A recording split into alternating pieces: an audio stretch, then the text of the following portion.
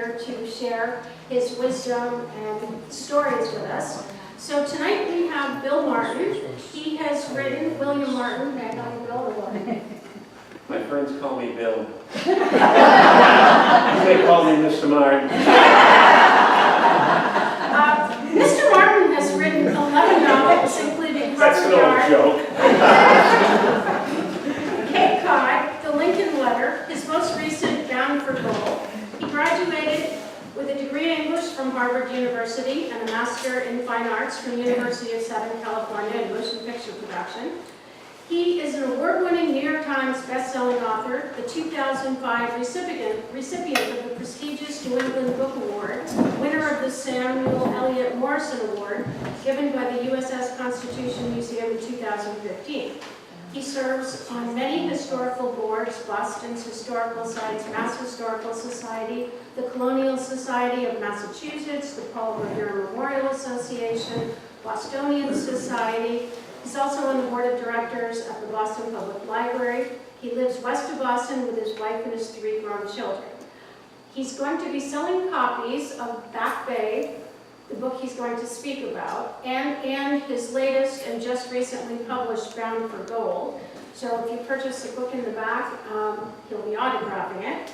I'd like to say thank you very much to Tom Lyons from the New England Book Fair, who has come and brought the books. He's been running this New England mobile book fair for over 64 years, and it's independently owned. Laura is going to come and speak to you a bit about, just a tiny bit before the presentation starts, about this building, the Fisher School. This is Laura Provost. Yes, so this building is a 1845 Greek Revival schoolhouse, and was on Milk Street, not too far from here, maybe a mile. And 25 plus years we moved in. We needed and realized that building was available, and we needed a place to call home for the Historical Society. So we moved it and then made the basement level have a whole lower level for our collection of Westwood items, and which is climate controlled and all that. So, but up here we either have lectures like you, or we have our school program, and we set the room up with antique desks, and teachers come in, many retired teachers come in and spend the day, and every 4th grader in Westwood spends the day here, and they have to come in costume and bring a suitable lunch, no Twinkies. It has to be a fashion lunch, and do the write with quill pens and all that.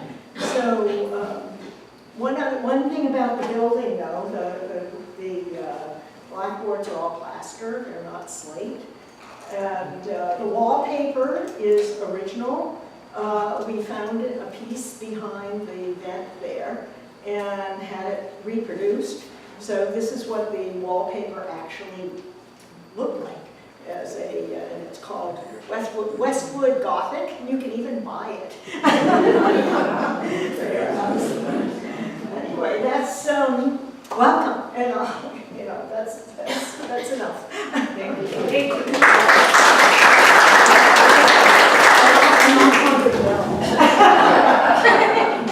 Now it's my turn.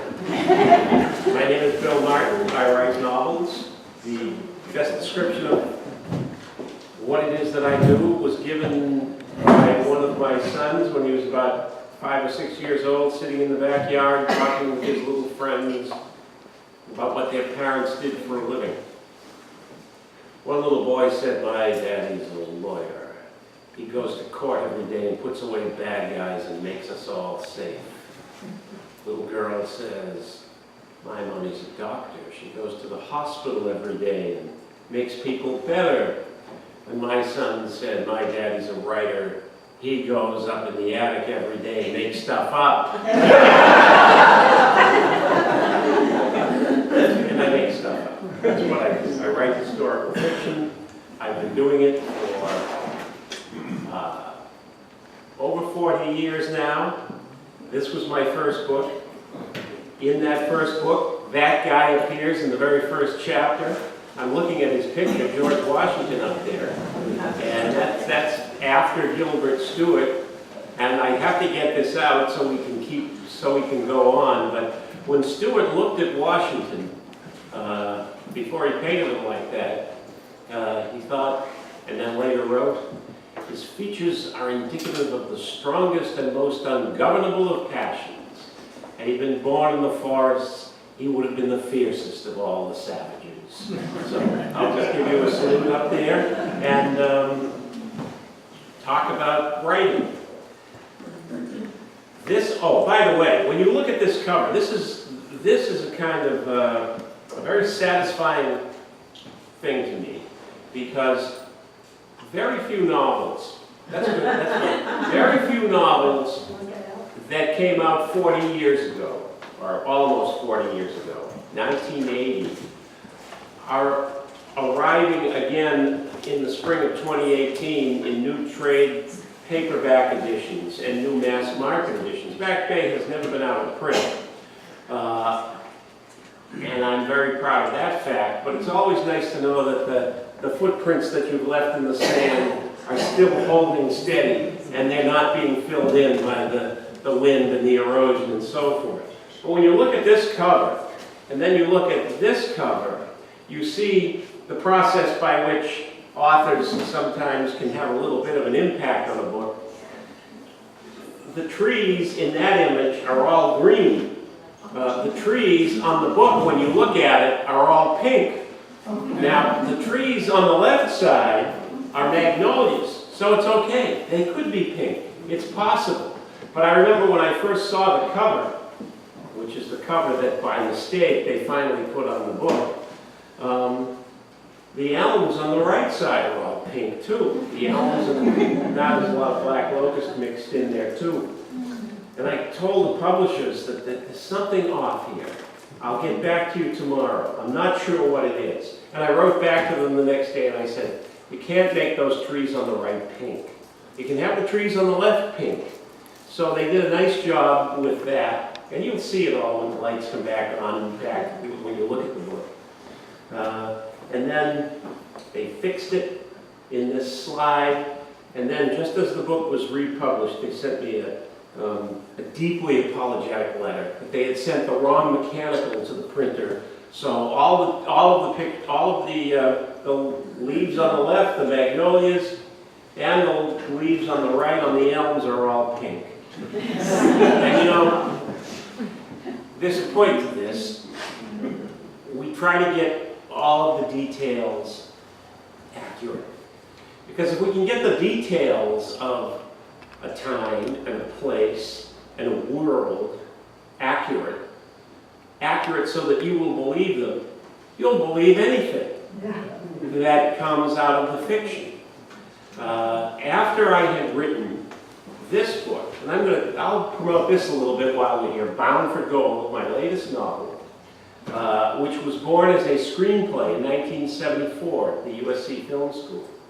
A screenplay that won the Hal Wallace Screenwriting Fellowship, got me to meet the famous producer Hal Wallace, who produced Yankee Doodle Dandy and Casablanca and True Grit and all those famous movies. But he didn't want to produce the movie version of Bound for Gold, which is what eventually emerged. After I wrote that, I said to myself, I think I'll try writing a novel. Movie producers kept saying to me, as I would present them with screenplays, movie producers kept saying to me, you know, the way you write, and when they tell you that, grab your hat because you're on the way out the door. The way you write, you want to write a novel. And so I had had kicking around in my head since the 4th grade at the Robert Gould Shaw School in West Roxbury, Massachusetts. I think it's the name of the Shaw School has now been changed to Linden School, I think. I'm not sure. Yeah, okay. A story that our 4th grade teacher, Miss Houghton, had told us all about. And by the way, when this book came out, Miss Houghton was plastered all over the West Roxbury transcript, and she became a star again for a couple of weeks. She had described for us the way in which the city of Boston had emerged. When the Puritans arrived here, it was basically a mitten-shaped peninsula of land connected to the mainland by a long, narrow piece of land, no more than 100 yards wide, where Washington Street is today, that was called the Neck. And then they filled in the Back Bay, and as she described it, they built the most beautiful section of Boston out over the Back Bay. And she said, you know, today, you can dig down into the holes of those, into the cellars of those famous old buildings in the Back Bay, down through the landfill, into the mud, and sometimes you can find things that people threw out 150 years ago that were trash to them, bits of broken pottery, bent silverware, and so forth and so on, things that were trash to them that today would be treasures. And in the 4th grade, I heard that and I said, what if there's real buried treasure down there? 20 years later, when the wolf was at the door, because I couldn't make any money doing this, I was writing, and the famous Hal Wallace didn't want to turn my fantastic story, Bound for Gold, into a movie. I dusted that idea off, and I said, I'm going to tell a story of buried treasure that sinks into the landfill of Boston. It's going to be a tea set that's stolen from the White House when the British burned Washington in 1814, is smuggled back to Boston, where it may or may not still be. But a young graduate student in history, a guy named Peter Fallon, who grew up in South Boston and then went to Harvard and disappointed his father because he didn't go to law school. Kind of like me, growing up in Roslindale, going to Harvard, disappointing my father because I didn't go to law school. I said to my father, Dad, I want to go to film school. He said, film school? I'd really rather see you go to law school. But if you don't do what you want to do when you're young, you'll spend the rest of your life looking over your shoulder. Which was good advice. 25 years later, my son said to me after he graduated from Harvard, Dad, I want to go to film school. I said, film school? I'd really rather see you go to law school. But as your grandfather said to me, so Peter and I, that young treasure hunter who has appeared now in 6 of my novels, including Bound for Gold, who has appeared in 6 of my novels, he and I kind of diverge in that area, but in many ways we sort of grew up together in the fictional and non-fictional worlds. And the process by which I brought Peter's hunt for that lost tea set together, a hunt that in alternating chapters goes between past and present, a technique that I didn't invent, but George would say, always be modest in all things, but I would have to say I kind of perfected that form. Required an enormous amount of research into the history of Boston. And I want to share with you tonight that history, take you through the world in which those characters live, those historical characters in the book. Because the book not only covers the story of Peter Fallon's search for the lost Paul Revere tea set that is stolen from the White House, it also takes you through what I like to think is the economic and social history of Boston from about 1814 to, well, what was the present, which would have been 1978 and 79. So if we could have the first slide, I'm going to... One of the things you do as a writer is study maps. This is a map from the American Revolution by a British engineer who is giving you a vision of, and giving the people back in England a vision of what Boston looks like at this time. That's the Neck right there. That's about where We used to call it Dover Street. Now it's East Berkeley Street.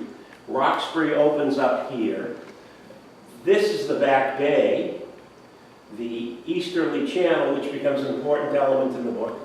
And this is all that there is of the city of Boston. This over here, the Mill Pond, is now where North Station and the TD Garden, or the Boston Garden, where that's all located. But most of this now has been overlaid with landfill, 100 or 200 and whatever many years later. Next slide, please. This is a view, as you can see, as it's written, the view of Boston from Gardner Green's garden on Pemberton Hill, about 1826. Now, I decided to put my family, the Pratts, the people who are the merchant prince and his family in the book, in this house right here, which in 1826 had behind it this magnificent garden, and over here you see a cupola. This is the old State House, the Bostonian Society. I am on the board of governors of the Bostonian Society. Over here you see Faneuil Hall. Here is Quincy Market, here and running out this way. Boston Harbor in the distance. Now, I decided I'd create that home it was the perfect home for a merchant shipper. There comes a critical moment in the novel, a significant death. The merchant shipper retreats to that room, and I looked out in my imagination. I looked out the window, and I described it. And then I came upon, in the Boston Museum of Fine Arts, this image. Next image, please. The view from Gardner Green's window.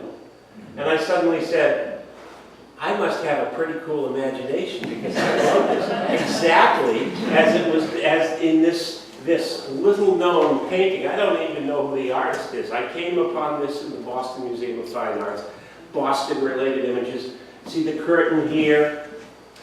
You see the layers of garden going up. Gardner Green was aptly named.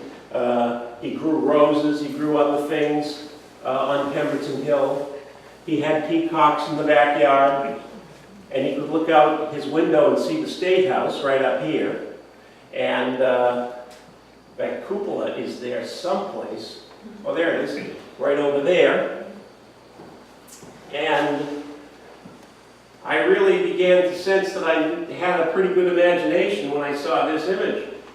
Could you see the next slide, please? If you were looking at Gardner Green's house at this time, about 1826, from Tremont Street, the intersection of Tremont and State Streets, this is what you would have seen. And over here is the cupola. There's another building beside him, and that is the house. That's a pretty interesting image of the house. What happened, and what I use as an important plot point in the book, and all of this is showing you the way in which Boston is evolving, the way in which the moneyed class is moving from the waterfront down Tremont Street and finally to the Back Bay. The way in which the city is imagining and then reimagining itself again and again. Because when you live in any city or on the outskirts of a city as we do, you are always involved in the evolution of that place from what it must have been 10 years ago or 50 years ago to what it's going to be 10 or 50 years in the future. What happened here was that in the novel and in history, the owner of the land, who purchased it from the estate of Gardner Green after he passed away, said, you know, this Pemberton Hill, this would be an interesting place to provide landfill for the building of that new train station that we want. The North Station train station that I pointed out to you earlier. So they had some guys walk around that land and decide that they could basically cart the whole hill away. There were three, remember, Boston was three big hills when the Puritans arrived. Mount Vernon, Beacon, and then Pemberton Hill. And Pemberton Hill was the one that was closest to to what is today the Boston Garden and to Cambridge Street. And so they chopped it all down and they dragged it all away at a cost of, I can't quite tell here, but if you show me the next picture, you'll see what you'd be looking at if you stood in that spot today.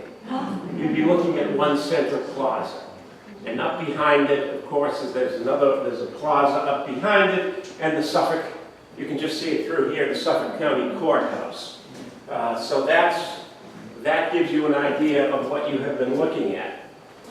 You know, could I see the next slide? When the Pratts sell that house at the Gardner greenhouse, they move here to Colonnade Row.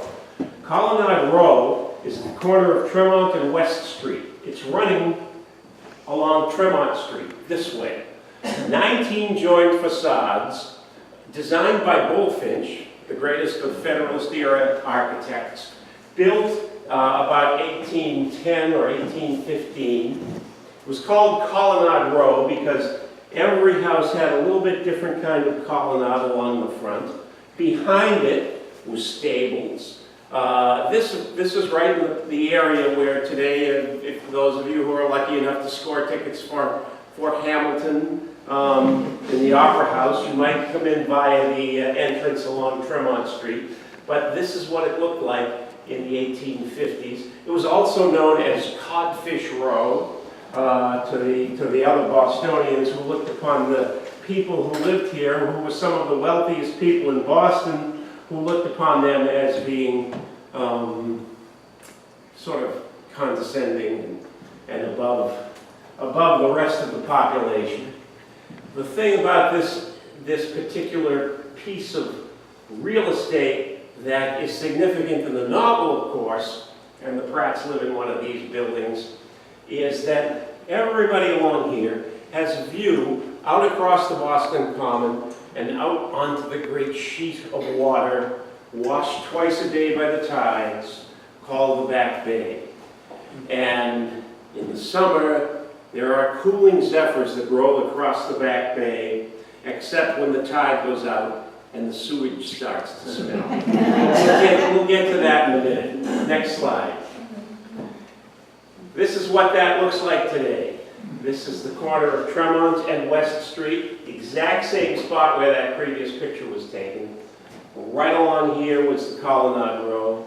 Down here is a theater today, that multiplex, I think it's a Lowe's, like a 16 or 18 screen theater. That was the site of the old Astor Theater 50 or 60 years ago. And it was also the site of the first theater in Boston, which was opened in right after the American Revolution.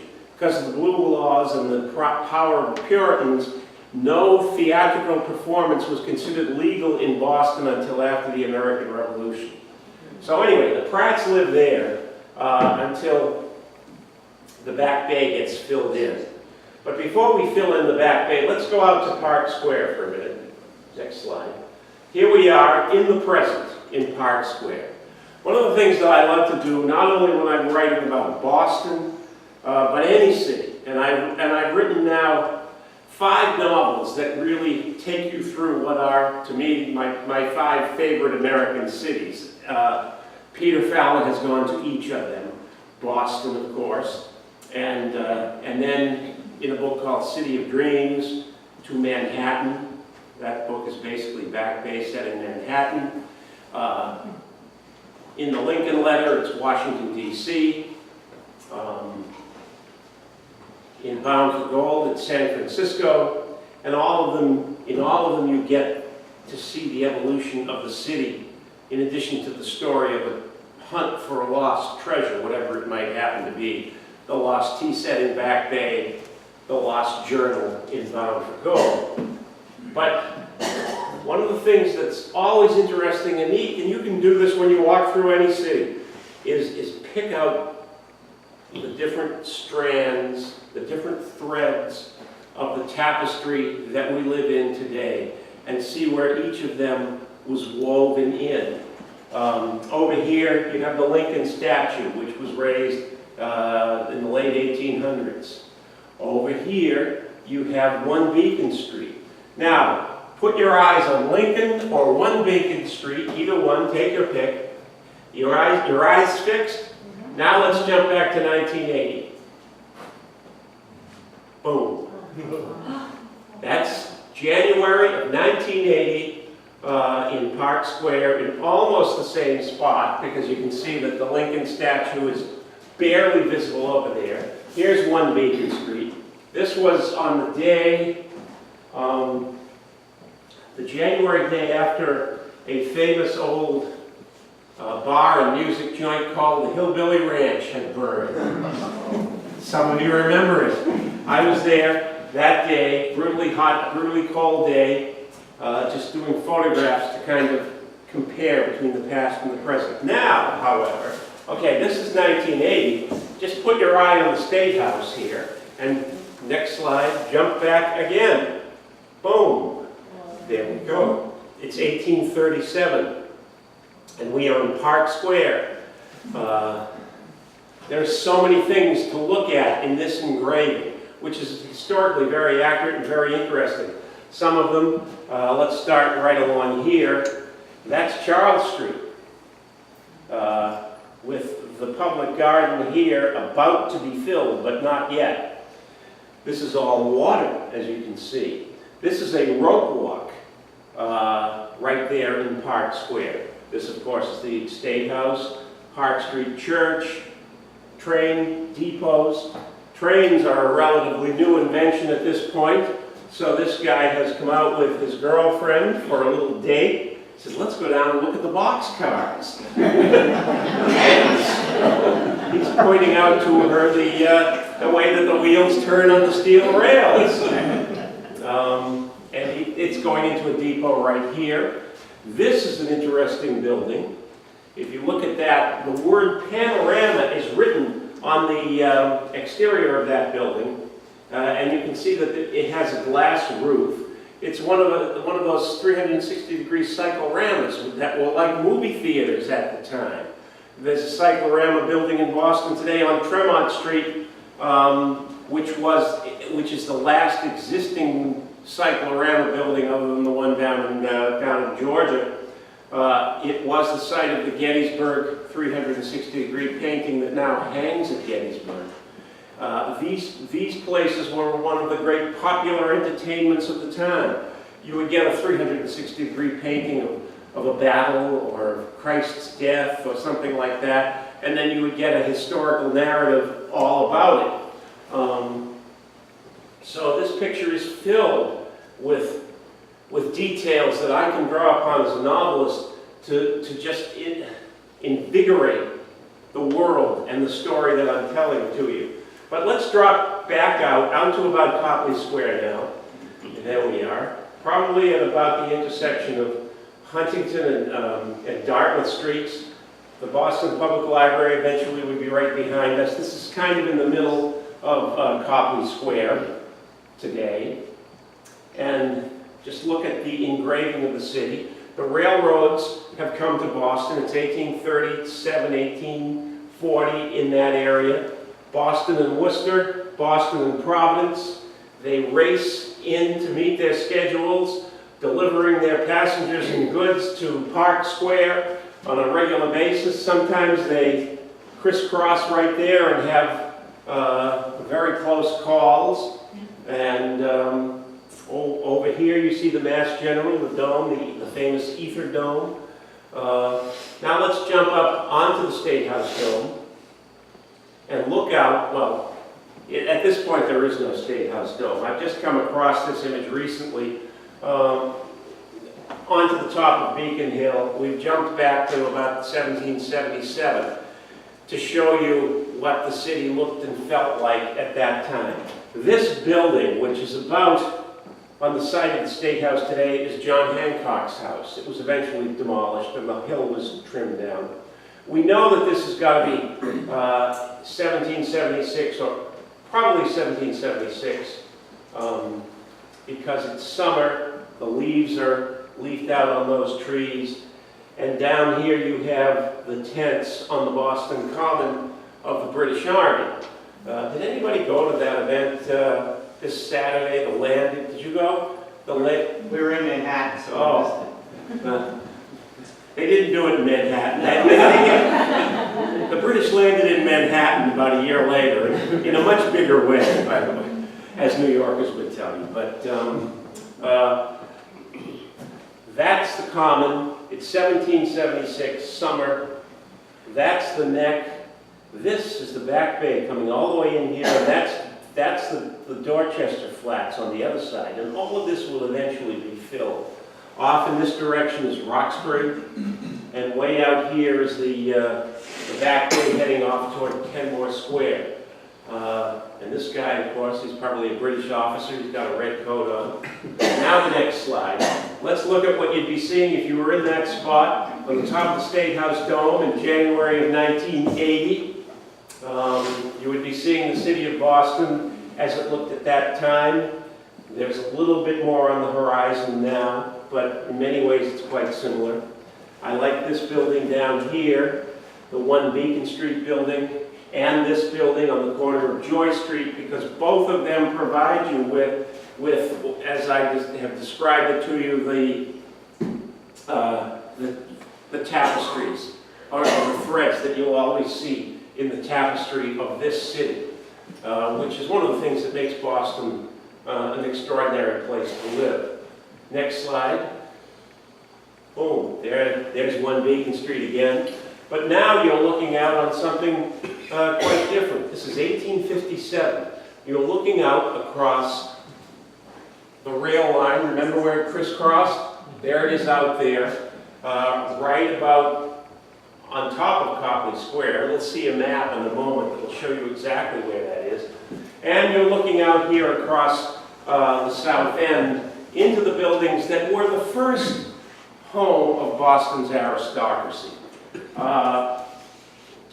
There's a great passage in the book, The Rise of Silas Lapham, about Silas Lapham himself, who has purchased a home at a very good price from someone who lives in the South End, at a fictional place that's supposed to be Blackstone Square, who is desperate to move out of there once the Back Bay starts to fill in. And so he's actually sold to Silas Lapham the furniture and the rugs at a very good price, in addition to the house itself. But here in 1857, there is no landfill as yet. All of this is water, all the way over to about, well into the south end, to Columbus Avenue at least. Next slide, please. This is perhaps the most famous 19th century image of Boston. This is, it's part of that same panorama, the first of which I have just shown you. And there's so much to look at and so much to absorb in an image like this if you want to understand what the city looked like and where it was headed. This is all the Back Bay. This picture is from 1857. This is called the Mill Dam. It runs along the line of what is today Beacon Street. And for about 30 years, the Mill Dam has been in place. Because in the 1820s, some developers proposed to the city that they take advantage of the movement of the tides in and out of the Back Bay every day. They take advantage by building this mill dam that will admit the tidal flow from the Charles River into this area, west basically of Massachusetts Avenue.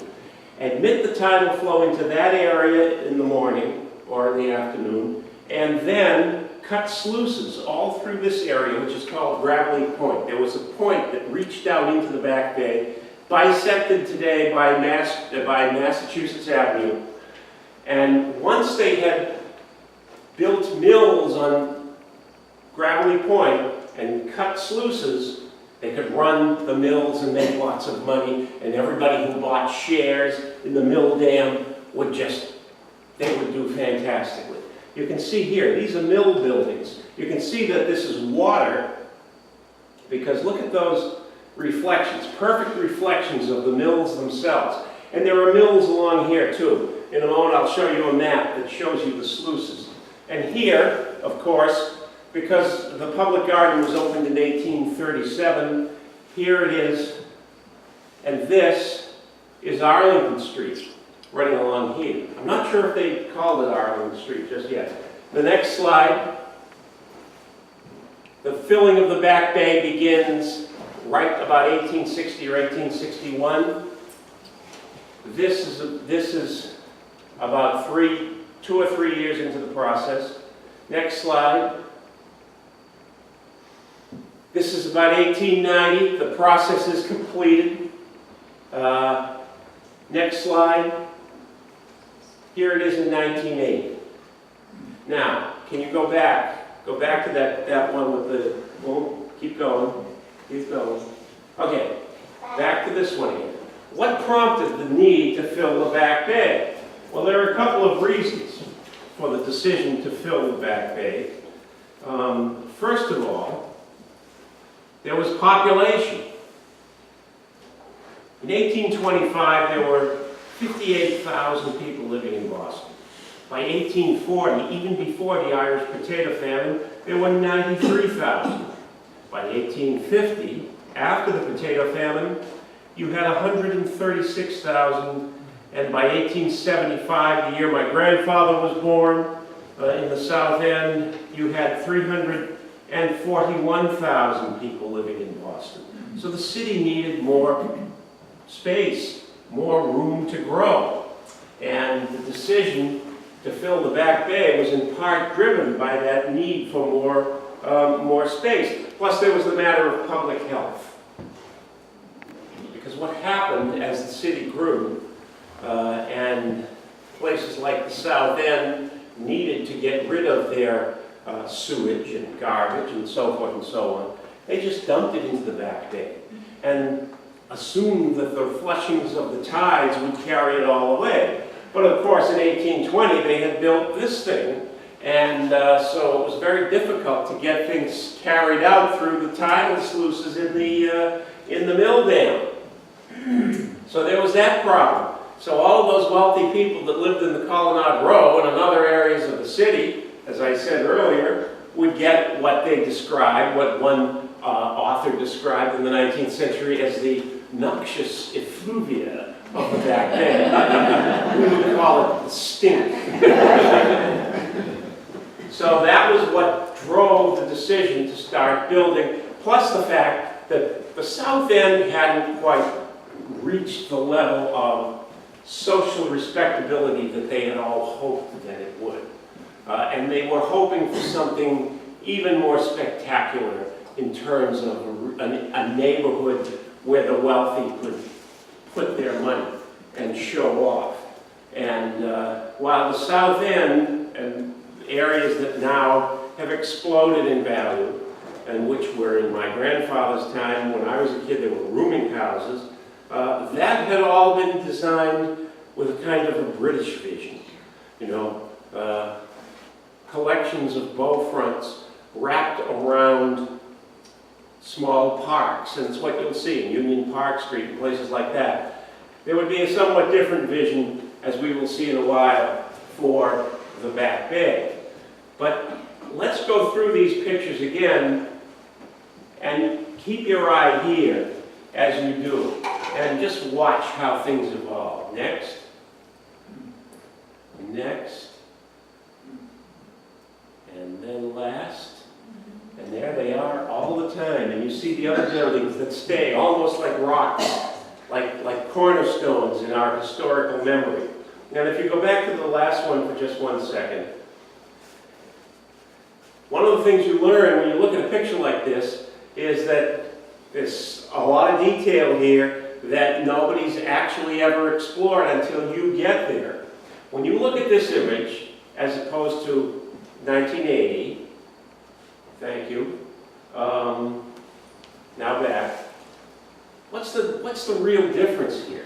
They're both taken in winter. January, I can tell you, that was a very cold day on the State House dome. And by the way, when I took that picture, that other picture, I walked in, I said to the guard. You know, I just finished a book called The Back Bay. I want to take some pictures.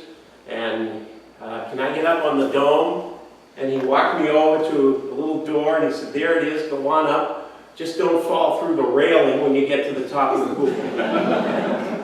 When I tried to redo these photographs about 20 years later after 9/11, it took me about 3 weeks to get permission to do it. But that's not my point here. This is an image that's taken in the winter. There are no leaves on the trees, the shadows are very long here, and when you look at the air quality of Boston when the city was heated by coal, you see that the air quality is really quite terrible compared to the next slide when we are heated by oil. And the shadows are almost exactly at the same angle. The river was practically frozen. After I finished this, I went off and met my father at a bar called the Blue Sands on Summer Street, where they had a bookie joint in the back. Because when I talk about the South End, I have a whole series of stories that I'm not going to get into about the Martins in the South End, who ran the oldest established permanent floating crap game in the South End on Sunday mornings. Next slide. So the decision's been made to fill the Back Bay. The process is going to unfold as numerous contractors bid for various areas of the Back Bay that they will fill, and the deal will be, since the state is in control of this land and not the city, the deal will be with the state that for every 2 building lots that contractors fill, they will get to keep 1 for themselves. So it's like 1 out of every 3. And their decision is going to take them to Needham. That's where they are going to find the sand and gravel right along Route 128 and near the Needham Highlands, where they will take the sand and gravel that they will put on trains. This guy, or maybe it's this guy, one or the other of them is named John Souther, and he is the man who has this magnificent big steam shovel. This picture, I'm okay. I have enough light here. This is good because I have like 4 other readings that I would have been doing, but it's always better to just let it go like this, and it goes more quickly. And the Red Sox are on. The gravel is brought, now this was what I'm about to read to you came from Blues Pictorial, which was like the Life magazine of the time. Everybody read Blues Pictorial. And there would have been engravings, and you'll see one of them in a minute.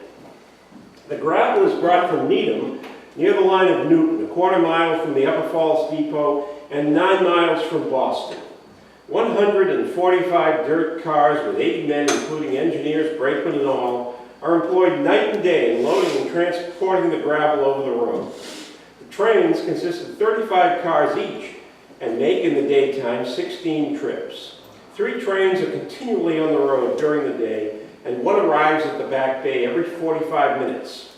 And then it talks about the excavators, the number of shovels full, and so forth and so on. The process of loading the cars is very simple, curious, and interesting. During the year, the contractors have been at work. They have taken out of the hills of Needham about 300,000 yards of gravel. Some of the sand hills, which have been leveled, were 50 feet high. And the plain, which has been made by the machines in excavating, is about 12 acres in extent.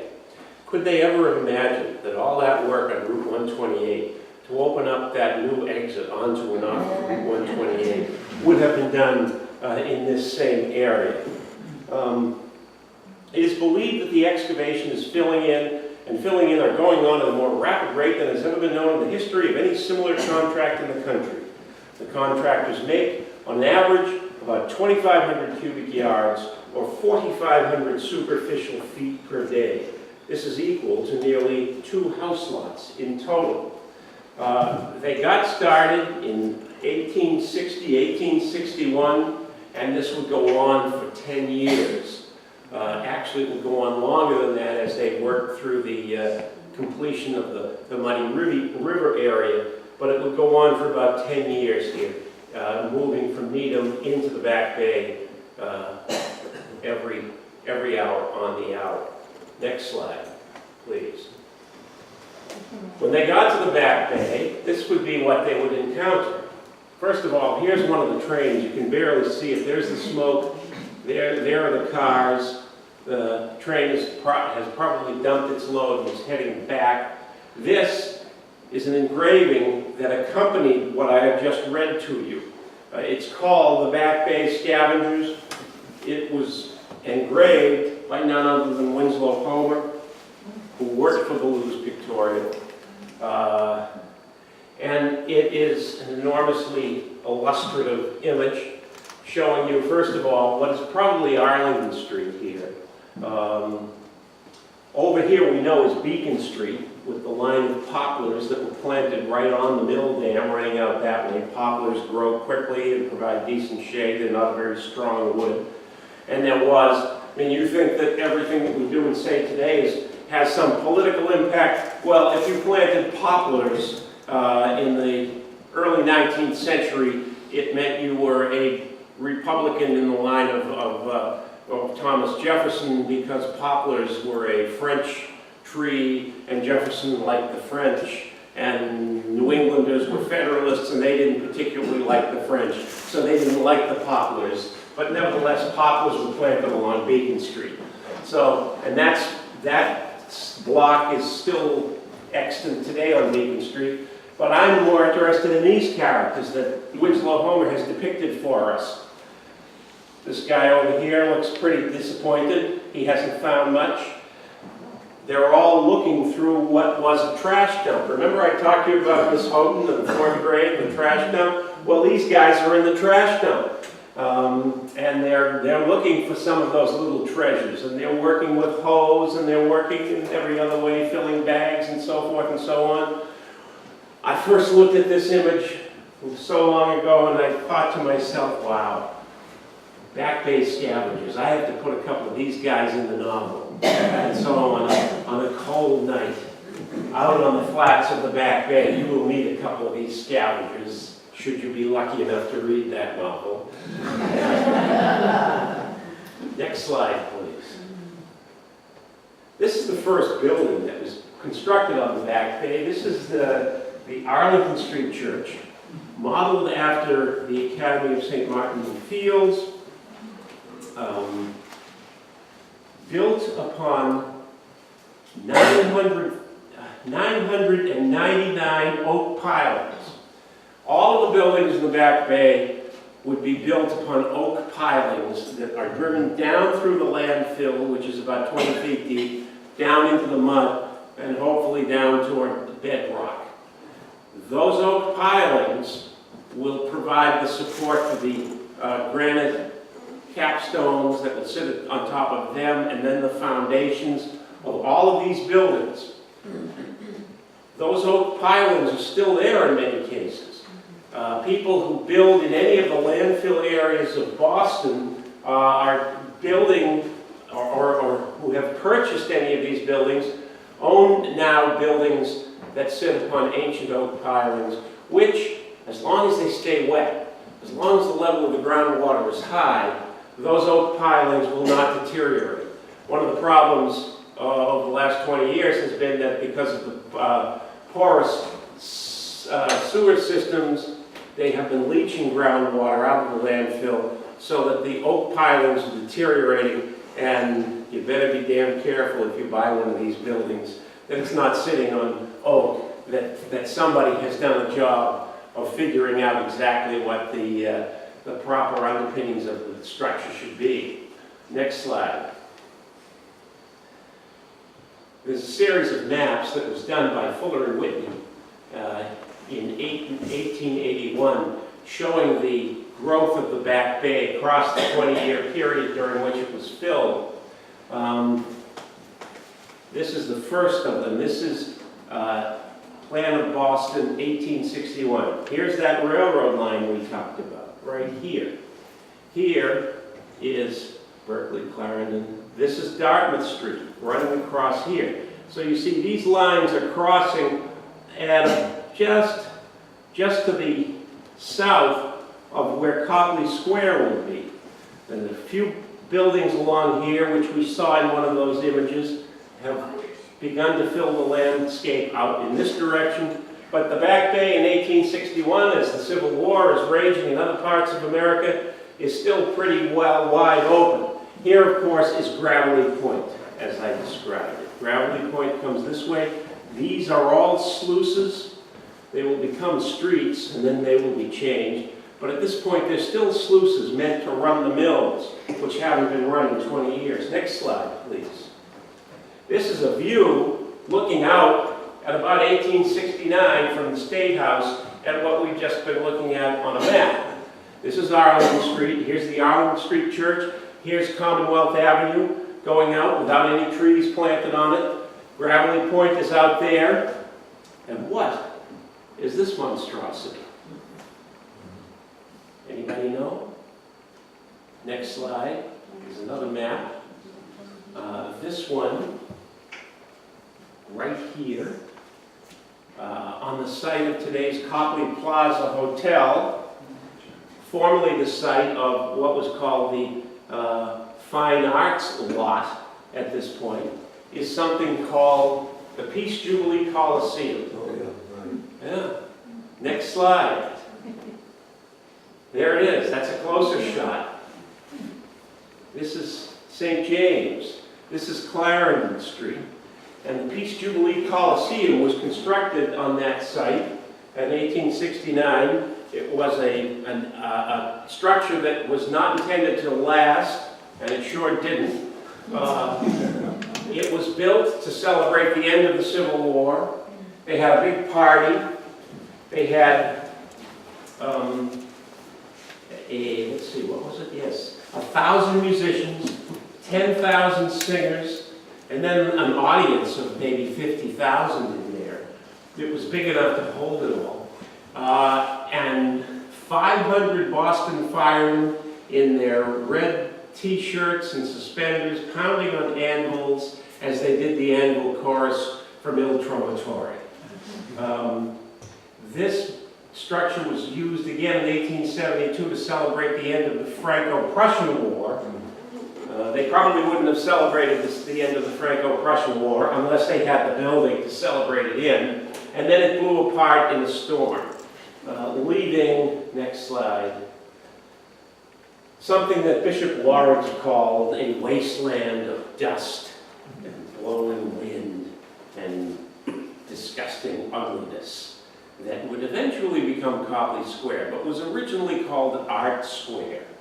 This is a very rare image of Copley Square, probably taken from a few years later from the cupola or bell tower of Trinity Church.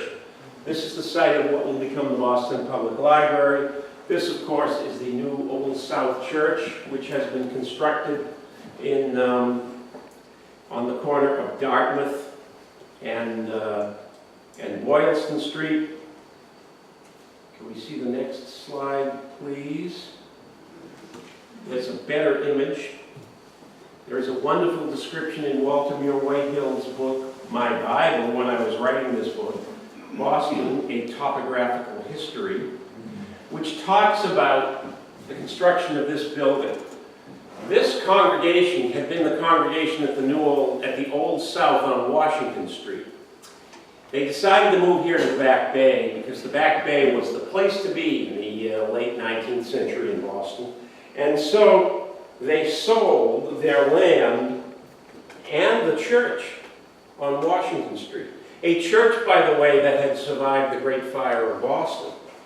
The move of the Old South Church from Washington Street to the Back Bay was not accomplished without acrimonious dissension, both private and public, which in the end led to the preservation of the Old South Meeting House as a historic monument through the offices of the Old South Association, which raised $400,000 to save the building which was a fortune at that time, to save the building from the hands of the wreckers to whom it had been consigned by the church. This is worth remembering as the first instance in Boston where respect for historical and architectural heritage triumphed over considerations of profit, expedience, laziness, and vulgar convenience. You know which side Walter Muir Whitehill's bread was buttered on when you read that, and he's absolutely right. This city is one of the first cities, we're in an example of it right here, one of the first cities to preserve the places where its history began and where its history continues to unfold. That is why it was so significant that the original congregation house for this church was preserved, and why I have spent 30 or 40 years serving on the boards of all kinds of historic buildings and historic sites in Boston myself. It tells us who we are, and once we know who we are, we can figure out who we want to become. So I think that the story of the Old South is an illustrative one in that regard. Next slide. Of course, one of the problems with the building in the Old South and the building in the Back Bay is that you're building on landfill, which is somewhat unstable. This is an image from the 1920s, or actually the 1930s. Those cars are from the 1930s. My new novel is set in 1941. So I'm getting into the cars of the era, I'm getting into the music, it's great. The book begins on December 8, 1941, and ends on Christmas Eve. And I'm not telling you anything else about it, because if I did, I'd have to kill you. And there are way too many of you. Or my agent would kill me. It's called December 41. I hope to be done with it in not that long. But what's interesting in looking at this image, we thought that building was completed, the Old South. And it was, except that in 1930 they did a little survey and they realized that it was leaning the bell tower was leaning by 21 inches. And it had been leaning from the day that it was first built, 8 by 16 inches, because it was sitting in unstable landfill. So what they did in 1931 was dismantle the whole bell tower, take it down to street level, number all the bricks and blocks, and then rebuild the whole thing with an entirely new internal structure that made sure that it wasn't going to fall into the Bates Hall reading room of the Boston Public Library somewhere along the line. Speaking of the Boston Public Library, could we have the next slide? There's always something going on in the Back Bay. This takes us back to probably 1885 or so. Copley Square is right here. Here's the Old South that we've been talking about. Trinity Church, the building that occupied the site where the Peace Jubilee Coliseum had been, now the Boston Museum of Fine Arts, and here's the Boston Public Library. It had been called Art Square. It would be called Copley Square. The idea was that the city of Boston, as it looked upon all of this vast span of new land, was reimagining itself and creating spaces that would, in the case of Copley Square, embody the spiritual, the intellectual, and the artistic pursuits of the city, all in one small space. A wonderful image.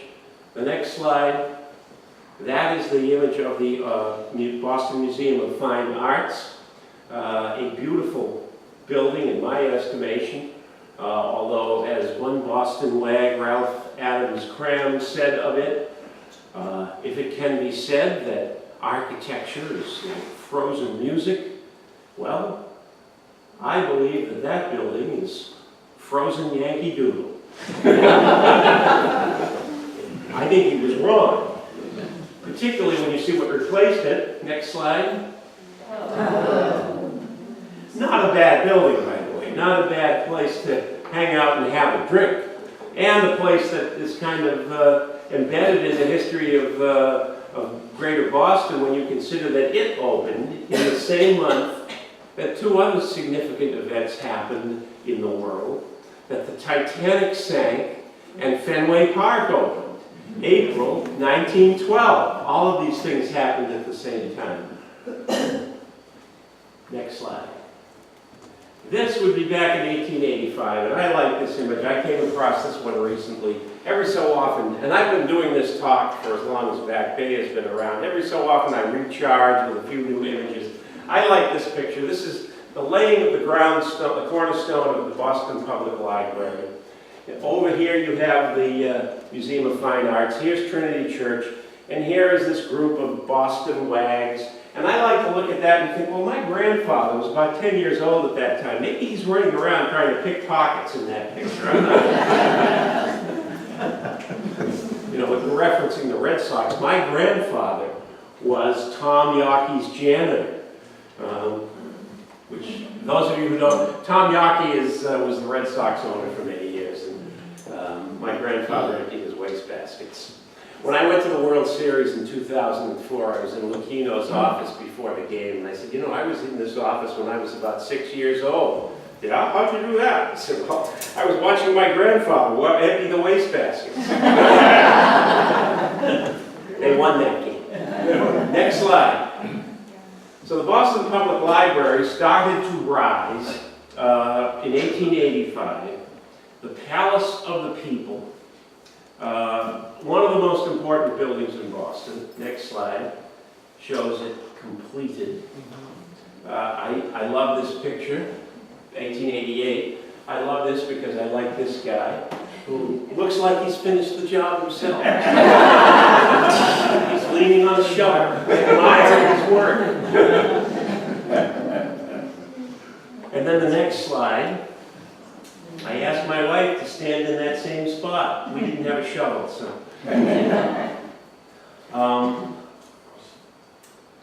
The Palace of the People is the first publicly supported library in America. The first to allow borrowing. The second largest library today in terms of the number of volumes. 8.9 million books, 1.7 million rare books and manuscripts. Also, in terms of its usage, the Boston Public Library system on a per capita basis is far and away the most often and regularly used library system in America, surpassing New York, surpassing Washington, and everywhere else. This building is filled with treasures in the special collections. The library has, however, 2 conservatives. The New York Public Library has 35. That is why I am a member of the Associates of the Boston Public Library Board, which raises money to conserve the treasures such as Shakespeare First Folios and correspondence from the Civil War, things like that, that need to be preserved for future generations and digitized. Next slide. Okay, it's 1881, July 1st, 1881, and this is the library. It's been filled pretty much all the way here down to the Muddy River. There'll be more work done down here, but that's it. They're done. That's the Museum of Fine Arts, where the Peace Jubilee Coliseum was. This is the Boston Public Library site. Huntington Avenue coming this way. The rail, that Boston and Worcester, or Boston and Providence line is right here into the Providence Depot. The Albany Railroad is coming from that direction, Boston and Albany Railroad, across an enormous area of railroad yard. Could I have the next slide, please? That probably none of you remember, but which existed in our lifetimes up until the late 50s or early 60s. That's the Lenox, the side of the Lenox Hotel. Boston Public Library is just beyond that spot. And here are the rail yards of the Boston and Albany in the area where now the Mass Pike comes through. This is the Boston Athletic Club. You probably remember that. Here's Boylston Street. It's pretty amazing to think that in our lifetimes, All of that has been remade, in essence, so that now you have the Prudential Center there. One of the interesting things about the construction of the library and about the challenges that the library now faces in terms of its restoration problems, particularly with older books, is that when McKim, Mead, and White built that magnificent building, opened in 1888, this was all functioning. The architects said, we're going to come up with some kind of new air conditioning system. And so they put big vent fans in the courtyard. And those vent fans suck the air in and move the air out. There are places in the BPL today where you can go down in the deep stacks where nobody really ever calls for those books. And you can run your finger across the top of a couple of books and you'll come away with coal dust that was being pumped out of these trains 100 years ago or 150 years ago. And of course, coal dust is terribly acidic, and so it's eating away those books even today. And that's one of the challenges of the climatological upgrades of VPL right now. So anyway, you have just a block or so away from that magnificent vision of intellectual and moral and artistic Boston, you have commercial Boston. I like the old city. Next slide. The old city that we look out upon in this scene, which takes us back to a passage that I will read to you from Back Bay. I looked at this picture for a while and decided to try to capture it in the book. Abigail Pratt Bentley and Artemis Pratt stood on the corner of Commonwealth Avenue and Clarendon Street at the edge of the Back Bay landfill. This is 1863. New lands, flat, dusty, neatly segmented into lots and streets, stretched from the Boston and Worcester Railroad tracks to the Mill Dam and from the Public Garden to Clarendon Street. Beyond Clarendon, the water receded daily as the landfill moved west. The Back Bay had been covered a third of the way to Gravelly Point in a layer of sand, gravel, and trash 20 feet deep. This would be the new home of Boston's aristocracy, and Abigail Pratt Bentley was certain that one day it would be a beautiful place. Few of the lots beyond Arlington and Beacon were covered. The houses on the other completed blocks stood like volunteers with proud fronts and blank brick sides, waiting for their ranks to be filled. And as yet there was not a tree west of the Public Garden capable of giving shade on a hot day. But the trees would grow, and the homes already built had set a criterion of French Empire elegance that others would follow. Abigail imagined an American Paris. Next slide. And there you have it. One of my favorite images of Boston as an American Paris. And could we have the next slide, please? Now we're moving back toward the Public Garden, opened in 1837. One of the oldest public gardens in any American city.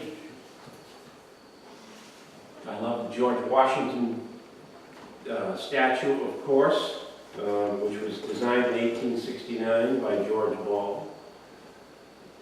This is before much has grown there, all those beautiful elms that now exist there. And they haven't even put in a little bridge. And if you want to impress your friends, when you walk them across this bridge, tell them this is the smallest suspension bridge in the world. Next slide. A closer shot of George Washington. At this point in the late 19th century, they were bringing lots of palm trees in from the greenhouses out in Mattapan, and then they would take them away. They've gone back to that practice these days, as we noticed on our last trip. Next slide. Keep your eye on George. Boom. And there it is today. Quite a different experience, as is all of the life in the city. And the next slide. This takes us back again one last time. This guy's name. I like this picture just because I like it. It's kind of quirky Boston. There were very few and very small. This comes from a description in one of the pictorial magazines. There were very few and very small trees in the public garden in the winter when this photo was taken. The evidence is that it was taken in the late 1860s. The Washington Monument, whose horse is looking so curiously at the team of 8 matched grays, was put up before 1870. This guy's name was George Johnson, and what he would do was to take that sleigh and get up a jolly crew with blankets and laughter and drinks and flasks, and they would head out on Boston Neck out to some roadhouse out in Roxbury and have dinner, and then make a big circuit back and come back on the mill dam and return back to the city. And I just like it because it's an image of a lost time and a lost place that will never be recovered, and which I probably will never even write about. It's an interesting picture. Next slide. And this, to me, is one of the most interesting and beautiful pictures of Boston. The city is completed now. This is the early 1900s. This picture is worthy of Edward Steichen, the famous photographer who shot so many wonderful photographs in New York, like the Flatiron Building and so forth. There are textures here. You can almost feel the rain, smell the rain on the street.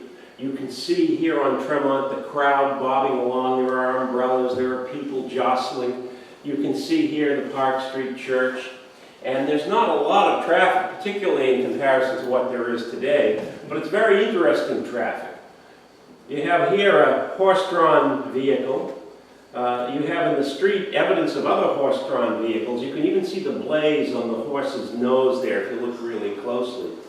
You can see that this guy is looking over his shoulder, and this guy is looking over his shoulder, and the horse may be looking over his shoulder. Why? Because here comes another vehicle here, and there's no horse pulling it. It's an automobile. The world is changing. Boston is changing. And we will all be changing with it. Thank you all for listening.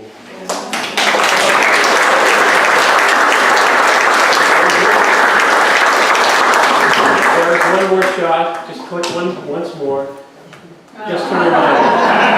I'm still doing it. I'm still going strong. Back Bay was good. Bound for Gold is even better.